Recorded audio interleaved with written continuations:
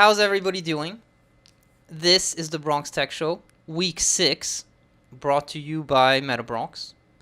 I'm Philip Shearer, and I'm representing Scenic, The Glass Files, and MetaBronx. I'm Miguel Sanchez, representing Mass Ideation, The Rise TV, and MetaBronx. So as you know, on this show, we interview guests from the technology and innovation sectors in order to teach people about entrepreneurship. Yes, and today we're here with Jerelyn Rodriguez. Jerelyn is the CEO and co-founder of The Knowledge House. Welcome to the Bronx Tech Show. Thank you. Very happy to be here. Awesome. All right, so we have a very long history, same like most guests, but I met Jerelyn when she was a young whippersnapper. I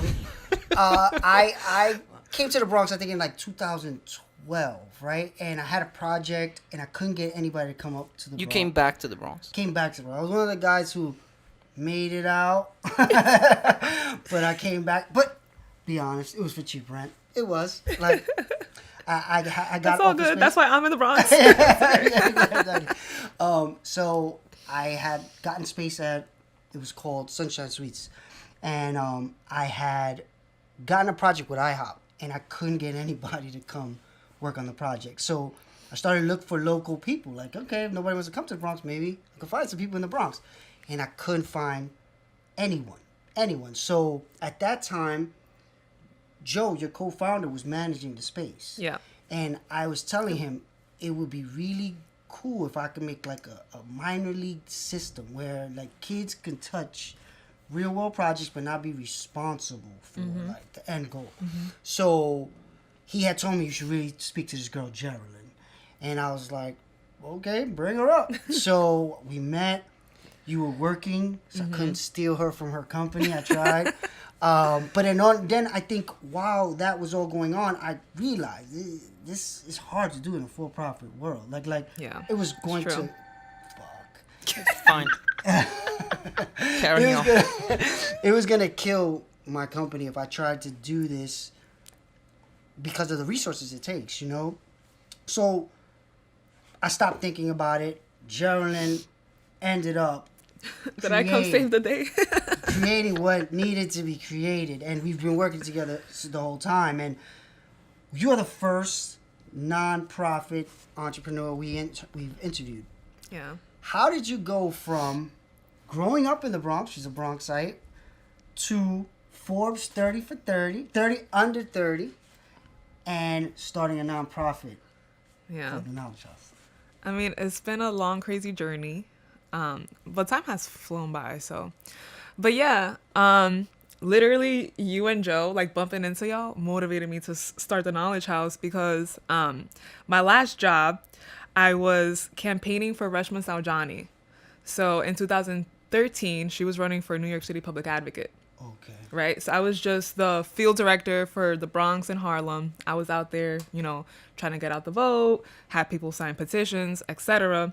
Now, Reshma Saujani is also the founder of Girls Who Code, right? So while she was campaigning, she was the founder. She wasn't running it yet, but like she already had this story. She was an advocate for, bringing tech to underrepresented backgrounds, and that really motivated me.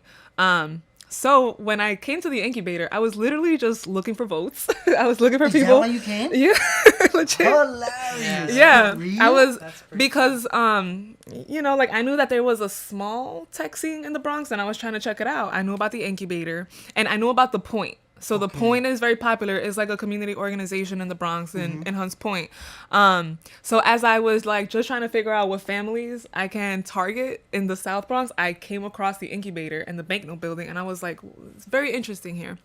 And that's how I met Joe, right? So I was lucky to meet Joe because he introduced me to the Bronx Tech Meetup. We went to one together. I got to see Reshma Carter, what she was doing. At the time, I think like some Columbia kids were trying to figure out how to bring computer science to the Bronx. But you went to Columbia too, right? Yeah, I went to Columbia, so that was just a coincidence. But that was like my first introduction to tech in the Bronx. And then when I met you, I was like, oh shit, there's actually entrepreneurs here. And they making money. At the time. Yeah. So this is on video. So at the time, I had heard, all right, there's this company called Mass Ideation. This dude has a ton of money, and he has an office in Manhattan, and he just came back to the Bronx, and I was like, oh. I gotta pay that guy. Who told me this? But for real, I was very inspired by the fact that a tech entrepreneur of color that had the choice to work somewhere else, like stayed here or came back. And the fact that you wanted to give back, I saw an opportunity. Like, we can literally match tech entrepreneurs like you of color to young kids in the Bronx that are using technology every day. They use technology every day. The poorest kid still has a smartphone, right? Yeah. Don't got a laptop at home, but they got a smartphone. PlayStation, Right, but they don't have a smartphone. Yeah. Well, so just understanding, okay, they need role models. There are role models in the Bronx. We just had to connect, right? So I was lucky that the incubator existed. It was a resource. There were tech entrepreneurs there. You weren't the only one. You remember Qualitas was there. Yep. And there was like, Yeah. So there were like three. Yep. There were like three there. And I was like, oh shit, we could do something. And then that's when you literally helped us create a curriculum, and we got Joe's other friends, Philly. Yeah. And so Phil was there. Yep. yeah. Darnell. Darnell, yep. yeah. Was Darnell? Was he at the very beginning? He wasn't at the very beginning. It was Gabe. Yeah, Gabe was there. Yeah, because I remember Gabe and Joe coming over on a Friday. But Darnell or came within the something. year. Yeah, I feel like he it came went within the pretty year. Fast, yeah. Yeah. But you We were still- also, because the Knowledge House, you had done the Fordham. Oh yeah. The There's a Oh. Fordham connection. But that wasn't for that. You're talking about BTIC? The Bronx Tech Innovation Round? No, There was a Fordham hackathon the same day Marlon was there. 3DS? Remember 3DS? Oh, yeah. But you were doing it for that or something else? No, I did that for Knowledge House. You did. But that came later, though. Oh, it did? Oh, it Because did? that's when I had a pitch already. And I was trying to pitch you were Knowledge trying to- House. yeah. So we had already piloted the program, I think. So the first program that we piloted was at the Point. Is at the point, yeah, right. And it was a 10-week program. Most of it was coding instruction. But then I remember you came in and taught entrepreneurship. Phil taught like 3D printing or something like that. And then we just brought mentors in. And that was like the pilot. We ended up with a little Maker Fest. And that was really cool. And then we just thought, okay, we need to expand this. Well, but it worked very well. A lot of those kids ended up working and stuff like Yeah, that. yeah. I mean, people like Wesley, like Yeah. kind I of still talk diversified to their Wesley like to this day. filmmaking. Yep. Yeah. I mean, he still, like reaches out to us. Freddie actually is like a tech teacher working at the Point right now. Gassan went on to college to study engineering, but she took every Knowledge House program afterwards. So she's like an engineer and a developer and a data scientist. She's like a rock star. So all the early results really motivated us to keep going. Of course, we ran this pilot with no money. So we were literally paying for pizza every week, tacos every week, out of pocket. And I was just praying that I was going to get a grant to like pay myself back. And then finally we did get a grant. So we piloted the program in the spring. And then the first grant came like in the summer. And that's when I quit my job. I was like, deuces. Oh, so you did. So you quit Oh, after you got the grant? Or you... Oh, yeah, you no. had- Oh, okay. Yeah, because... I mean, I was still poor, so I couldn't just not work. Sure. And I guess that makes a lot of sense, right? Yeah, so, and plus, that first program was on Saturdays. So Yes. it just meant that after my day job, I would literally go home and like plan for the program and then show up Didn't even realize Saturdays, that. I thought you know? you quit. But okay, that makes a No. lot of sense. Yes, we like ran a summer program once I quit because we got a Maybe small grant. That's what I Yeah. remember. Okay. And then that we ran with Joe. That was like a daily program, like a summer program. They were getting paid. That was 30 kids. So we went from 10 kids to 30 kids. So tell the so that audience was what crazy. the Knowledge House Yeah. So that first program that we piloted, that was called Intro to Tech Entrepreneurship. So that has been the Knowledge House's core program that has evolved over time.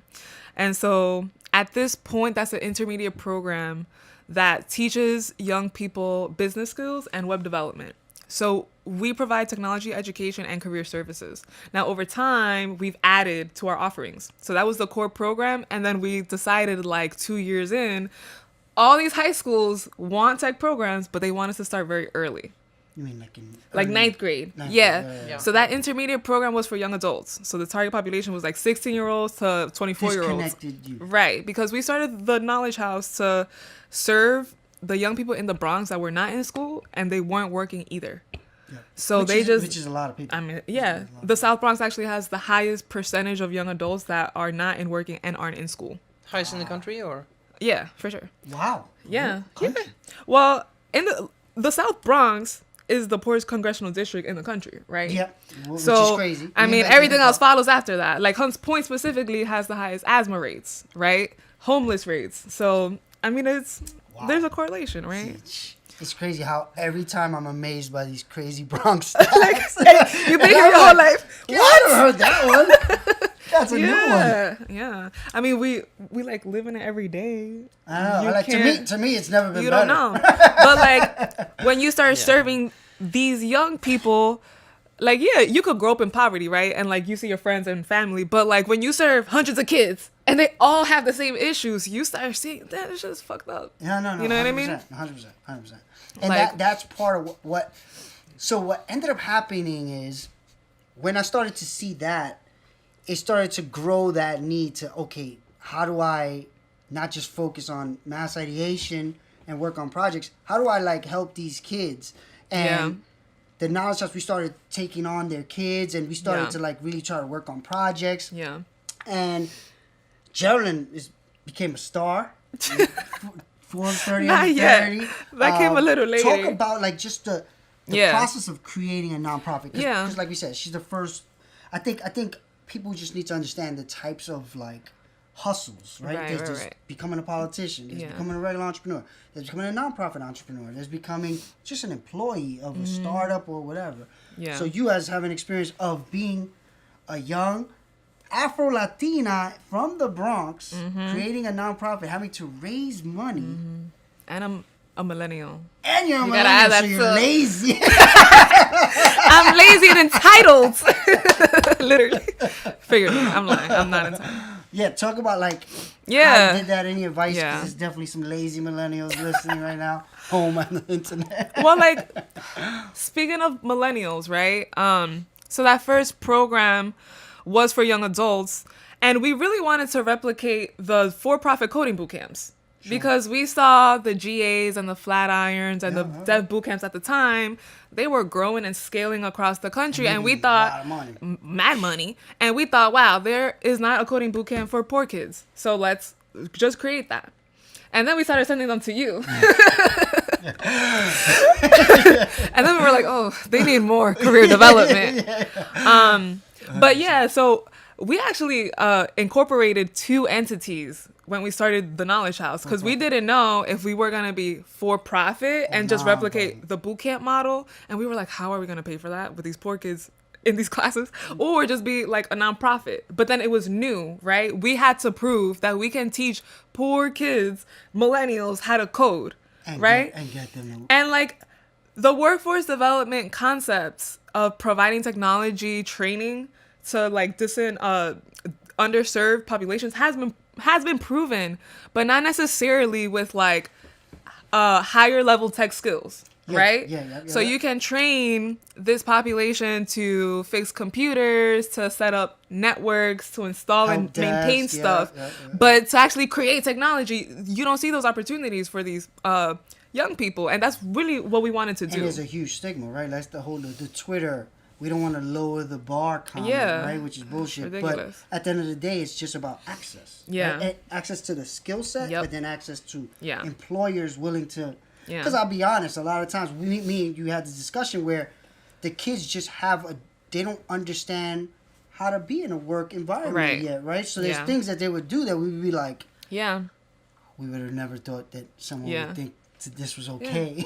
So we set up 2 entities, and then we got that first grant, which really went to the nonprofit, right? Because funders never like donate to for-profit entities, and we just kept the for-profit sitting there because we thought if we figure out a way to collect employer fees, once we like place graduates, then we can consider that.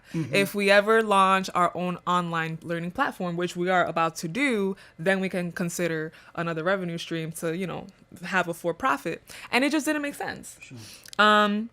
So we started with that core program. We realized, okay, we have kids that can code, but they can't write emails. You know what I mean? So like, I was going to tell her that. yeah. So then we just started adding more to the program. Yes. And- More soft skills. Yeah, right. So we added a whole career component, and then we realized, okay, now that we're doing this and it's becoming a very comprehensive program and there's a need that the industry realizes, there's a lot of philanthropy for this. Yeah.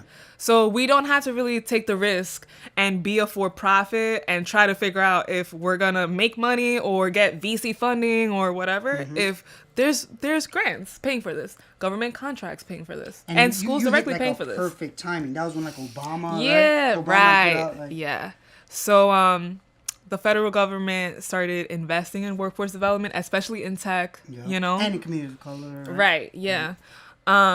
I literally remember we all had a meeting with an elected official in the Bronx, Yes. and we had Yes, a plan, yes. right? We were like, Yeah. all right, this is gonna be big because these young people need tech skills, they need career skills. Then we need to work with the startups in the Bronx and match So let me them. give We you a had little this background. whole Let me plan. give you a little background, right? So, an elected official's office came to us and said, "Okay, you guys know this stuff. We have to give a plan for our borough." So this is we literally all Yo, weekend. we broke night that making was this May plan. 2014. Yeah. we yeah. did a Yeah, plan. Joe and Gabe came by. They were like, "Hey, Yep. you know, she said this proposal." Yeah. Yeah, we were. Yeah, I met Anil that weekend, right on Uh-huh. Saturday. Just there all night, Yeah, crazy. like writing up a financial model. Yeah. And then we presented. Bank of learned skills. So and then go ahead, tell the story. We presented to an entire roundtable of these the elected who's officials. who of New York City. Yes. Literally. Yeah, everybody was there. Yeah. And then what, like a month, 2 months later? We never got any feedback on our proposal. We never got a response, Yeah. nothing. Yeah. But 2 months later, the city launches the New York City Tech Talent Pipeline. Yeah, With- yeah. Let's just say a very close proximity to the exact thing. Yeah, that's there were. I remember like there was that, and then it went all the way to the White House. Yeah. Tech hire, hire. and literally, yeah, like- some. I mean, Yeah. there was literally some Now- entire sentences. yes. I I remember being think- like, this. I mean, of course, there's a possibility that I don't know. it I came don't want to from give somewhere us. else at I the don't want to same give time, us so but much credit that we created the Tech Talent Pipeline. Yeah, So this- basically, they launched the Tech Talent Pipeline without ever letting us know. Oh, you can be a part of it.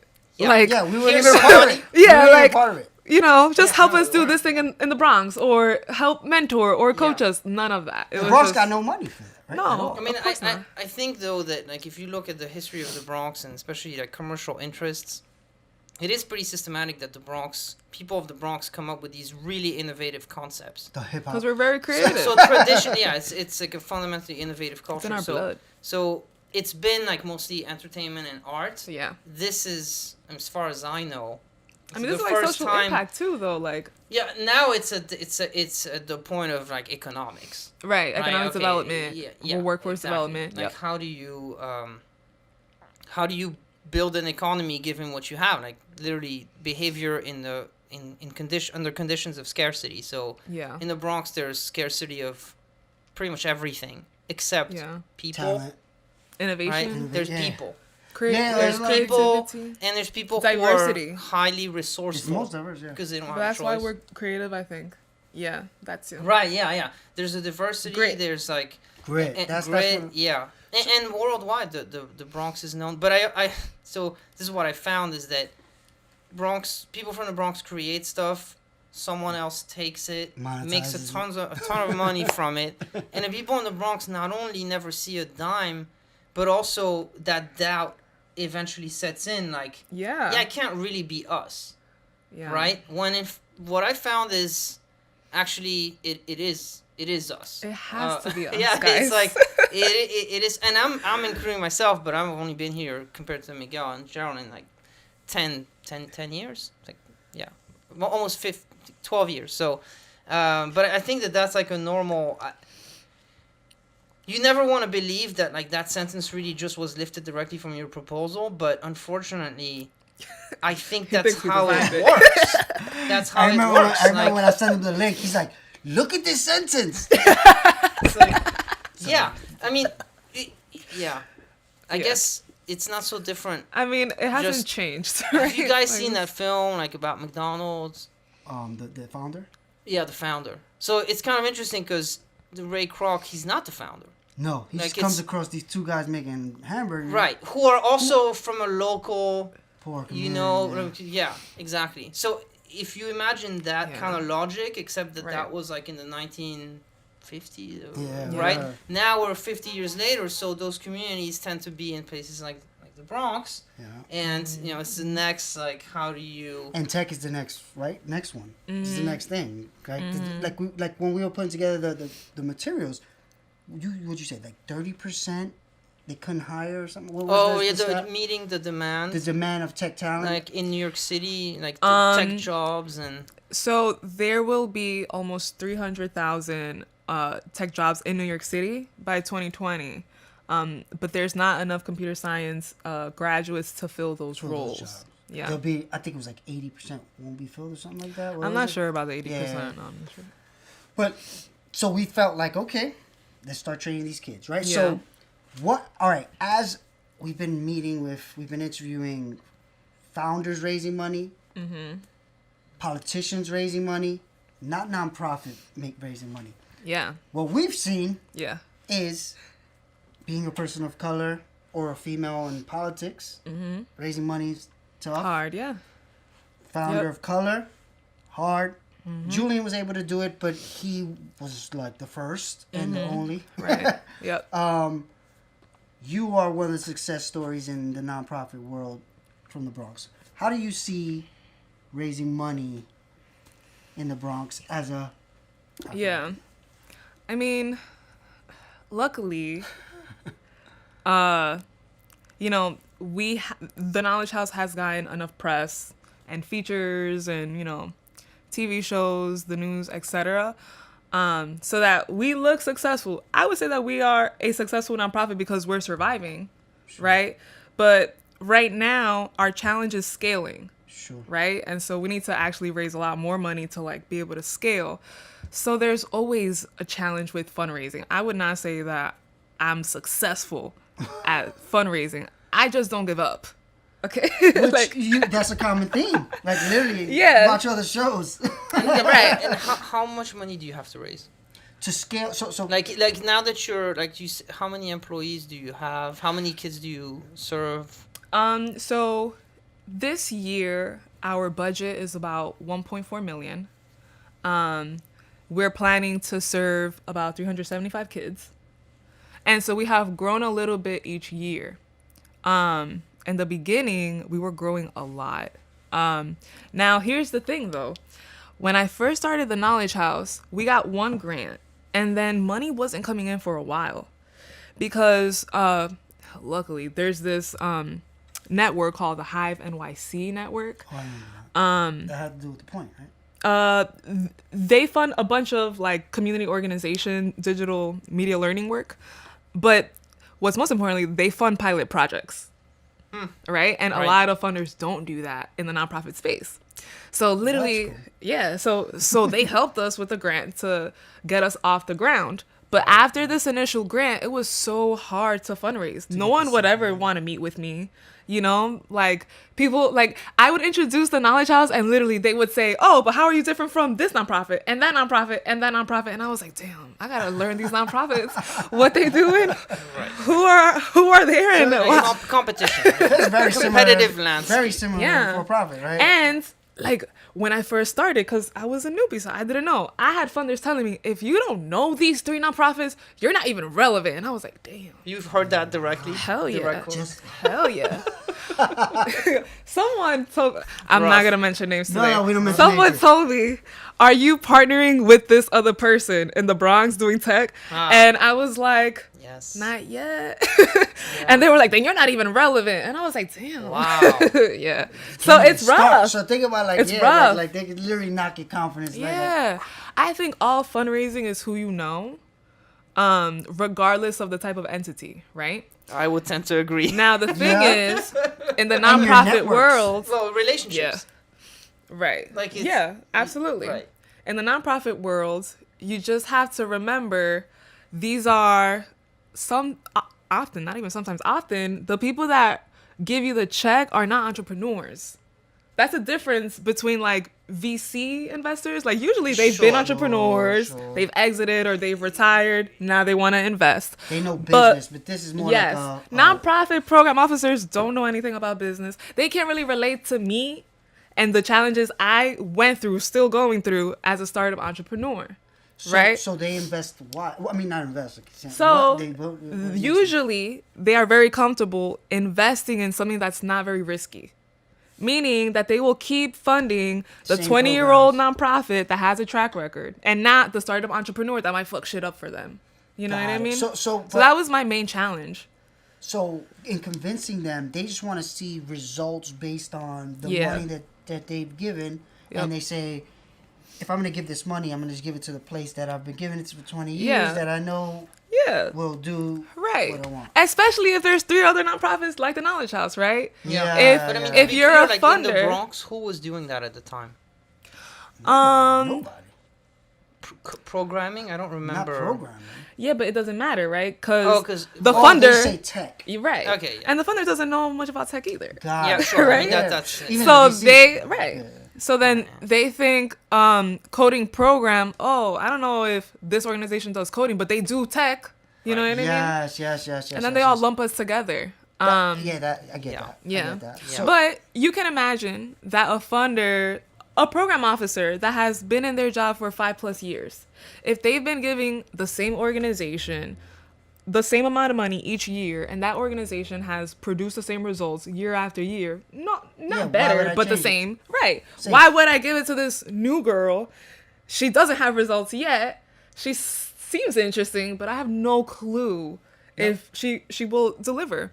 And I get that. But I think that's the difference between like VC fundraising and nonprofit fundraising. VC people are really looking for that entrepreneur that has potential.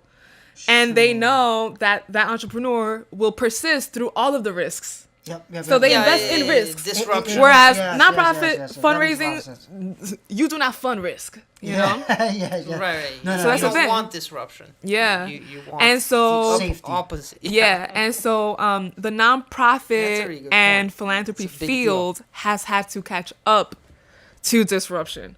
And I'll give another example in a second. But to answer your question, so basically we got one grant, and luckily schools were reaching out to us. So we started getting in earned revenue. Got So it. we got To do nonprofit, programs, yeah, right? yeah. So schools hired us to go and set up a tech program. A youth nonprofit hired us to set up a youth program. that's After a a big year deal, and a yeah. half, I was able to go back to these same funders and say, "You didn't fund me originally, but guess Look what? what I have we know." clients. Like I have kids Yeah, now." that's convincing. You know what I mean? Results. And then they were like, "Shit, half of your revenue is earned. That's dope."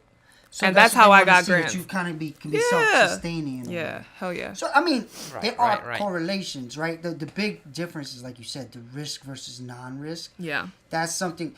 My biggest thing I've seen now getting involved in MetaBronx, which is also a nonprofit, is things that do good don't make money. So it's like, right? It's kind of like, how do you convince people that you should be helping poor people Yeah. and not make money on your? Because at the end of the day, you can't take donations from Joe Schmo, right? Like, Right. if everybody in the Bronx donated $1 to the Knowledge House, you would double in size, right? Mm-hmm. But people don't want to do that, right? It's like, Well, yes, that is a challenge with a lot of nonprofits. And honestly, a lot of people don't work at nonprofits because they feel like they're not gonna get paid enough. They feel like nonprofits don't make enough money. But like in it's the social Bronx- good work, but you can't make money. You can't make a living off of it. But you're talking about people like you that have went to Columbia and went to good schools. But like in the Bronx, Yeah, it's that's kind of true. a I mean, come there's up a to huge place yeah. where that's all it is. Yeah, right? you're right. In the Bronx, the nonprofit sector is huge, right? Yeah. Um, It's literally the economy. No, really. Like Yeah, all because- the rest of the businesses, like for-profit businesses in the Bronx, the money tends to leave.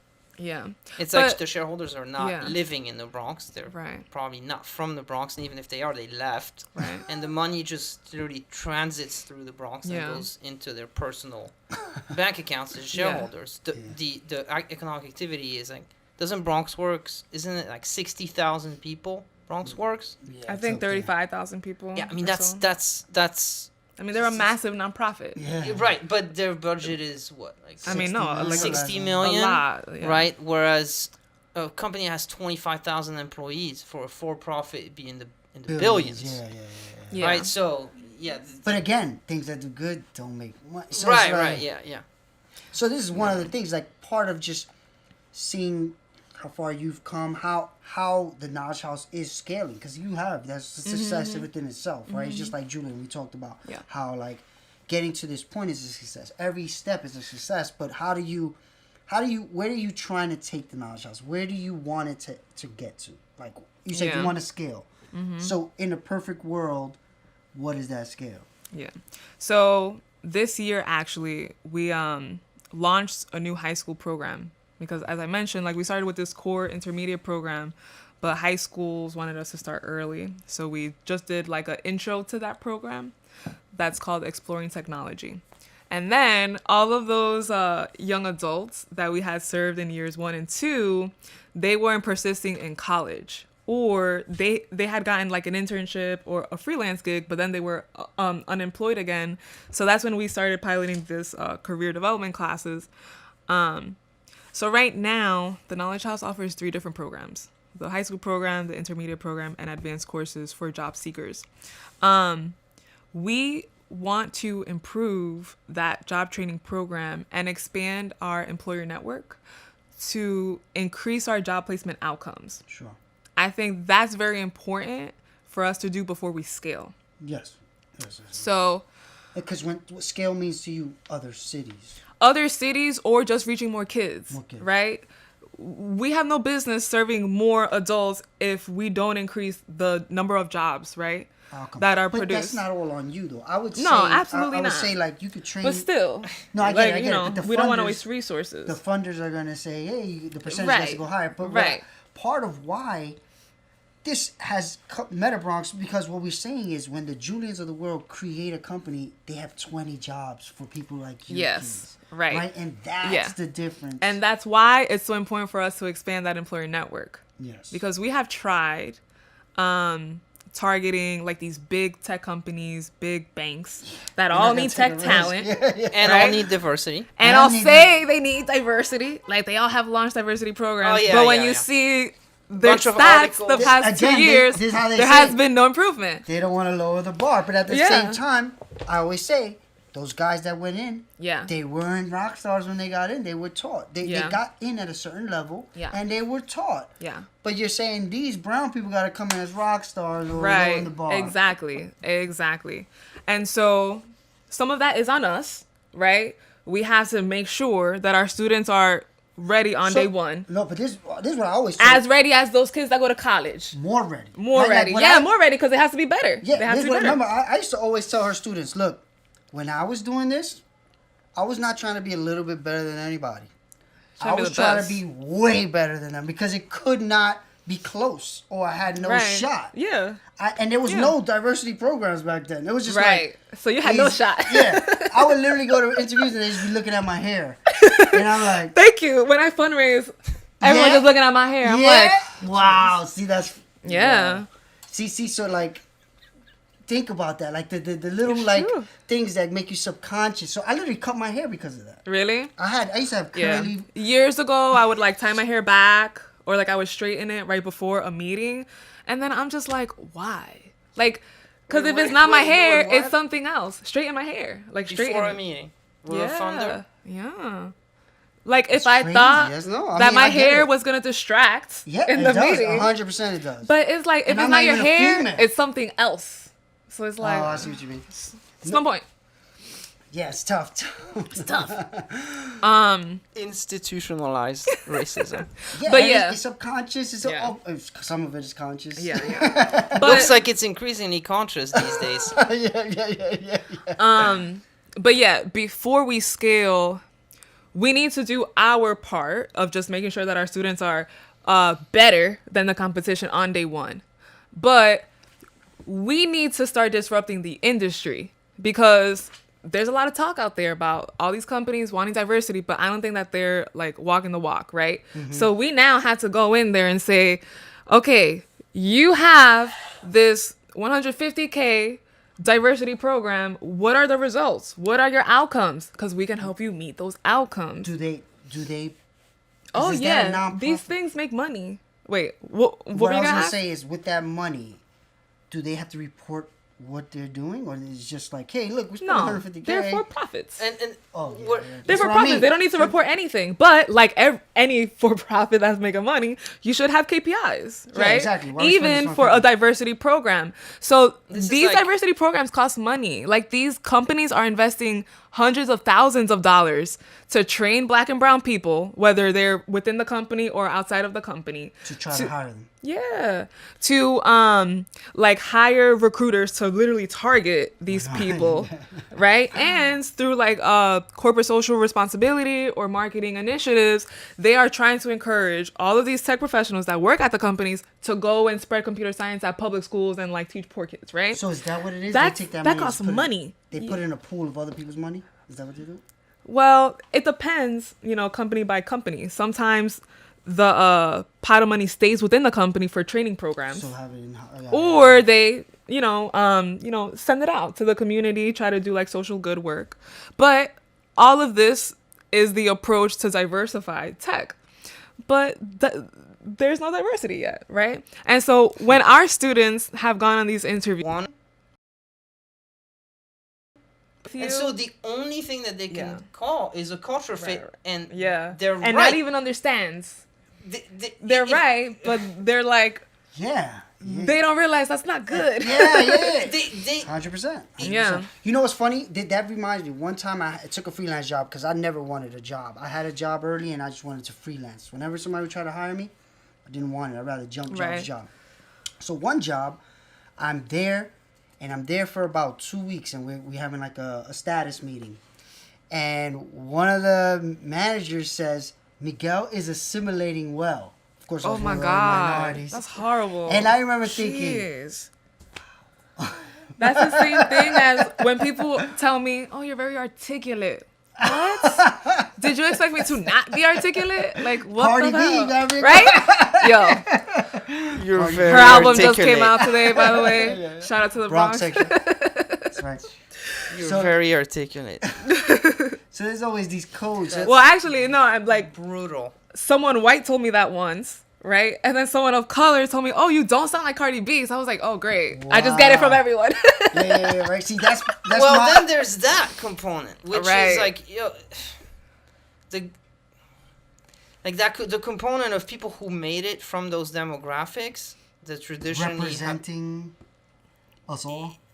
they I think a lot of people who are from difficult economic circumstances, when they make it, a lot of them seem to conclude like, I'm just better than I mean, a lot of anyone people else leave. in my demographic. A lot of people That's why they leave. leave. They don't They come back. You know? Right. And so, I've had conversations where I'm like, well, it almost seems like, wait, now that you've made it out, you somehow are more valuable than the people who you grew up with who didn't, 100%. which is strange. Like, People- I, know, find, I think part of it comes from that poor mentality. Like, I think when you grow up in a place like this, right, it's kind of like fight your way out. Right. Or get 100%. stuck. It's like But quicksand. it's like that for people that are poor and people that don't live in the Bronx, right? Everyone looks at me like I'm crazy when I say that I live in the Bronx. Me too. Like, literally, they're like, "Wait, what? You? Why?" I'm like, "Why not?" Exactly. 100%. Like, I work 100%. here. My It- family is here. Cheap rent. Why would I want to leave? Think It's of- like they think you make some money, you're successful. Why? You're in the Bronx? Why? Like, you're a failure if you live in the Bronx. Think and I'm about just me like, as a for-profit. When I started coming to the Bronx, literally clients are like, right. You're going Yes. under, aren't you? Oh my god! All right. This is like totally. This is totally random. I'm sorry, but I'm on a dating site, and we have to put where we're from. And I'm like, fuck. Do I really have to put that I'm from the Bronx? Because they literally, like, usually I would just put New York. They make you specify where in the Bronx, and I'm like, damn, I'm not gonna get any matches. 0%. Zero matches on that app. This is real. That's a hiring thing. I remember when I Yes. when I got my job, I was in Jersey, right? At that point, my parents moved me to Jersey, and I remember thinking I would never have gotten this job if my address was in the Bronx, and because as soon as I got there, everybody was white. It was. I mean, it was like, we have started telling our students to not put their boroughs on their resumes. Well, one, just for privacy, because no one mails you things anymore. it's If true. no one is going to mail you anything, you don't need to put that you're from the Bronx. You could just put New York region, Yeah, that is New a York weird City, thing, right? you That know? resumes have your address. Yeah. Like, yeah, that is pretty. I mean, back in the day, that was necessary, but not anymore. Wow. Yeah. Well, I no, guess because that is- it's LinkedIn. No one ever mails you anything. They're going to email you if you got the offer. Sure. That makes sense. So, So you want diversity, but you don't Yeah. want to see that people are from the Bronx. I mean, Even though the Bronx is one of the most diverse. we feel really good about the fact that the nonprofits, the small businesses, and the startups in the Bronx are the ones hiring our students. You know, at the end of the day, we are contributing to economic development locally. And even though Joe and I thought that this was going to be like a workforce development program in the beginning, like, we're actually getting closer to our ultimate vision, which was keeping things locally, creating jobs in the Bronx, helping startups grow, and, you know, just sustaining a talent pipeline. sure. So, okay. It's like so, an ecosystem. Right. Yeah. Sure. So, we could talk about an ecosystem, but that's probably a whole. That's a nother whole, show. yeah. Oh, I have a We'll bring- whole like hour talk for that. Yeah, We'll be back yeah. on that one. Yeah. Check episode like 50. No, maybe less. So, okay. Where can people find you? Find the Knowledge House, donate, join your next cohort, whatever it is. Yeah, what do you need to scale? You know, Yeah. what Well, we need money, so money? definitely. Yeah, of We course. We will take donations from anyone. No, but seriously, you can find out about us, the programs that we offer at theknowledgehouse.org. We do have an upcoming program that launches April 30th. So there is still time to apply. And if you go to our website on the programs tab, you can find the application link. Aside from that, we're always looking for students, employer partners, you know, even companies that aren't ready to hire. If you want to volunteer, if you want to give us feedback on our curriculum, that's so valuable. So you can just reach out to us, info@theknowledgehouse.org, and we'll reach out to you right away. Got it. And just so you need to scale, and how much money do you need to scale? Like how? So right now we are getting ready to scale starting 2020. Okay. So So by 2020, you by need to, 2020, we need $2 million a year. Sure. to be Service. ready to scale. To service how many? Is that like service? $2 million, we would be serving at least 1,000 kids, Wow. all that like in 1 year. It's a lot. Yeah. Yeah, that starts to make Impact. a real dent. Yeah. Yeah. Because there's the current goal borough wide is like 10,000, right? Some of these Well- organizations coming in. Yeah, talking about like the ecosystem, there are initiatives trying to organize the different players. So there have been different like, you know, target goals out there. I have heard one of our partners, they are trying to get 10,000 young Bronxites into employment. For us, we want to place 1,500 young people in tech jobs in the next decade. So these are young people from the Bronx.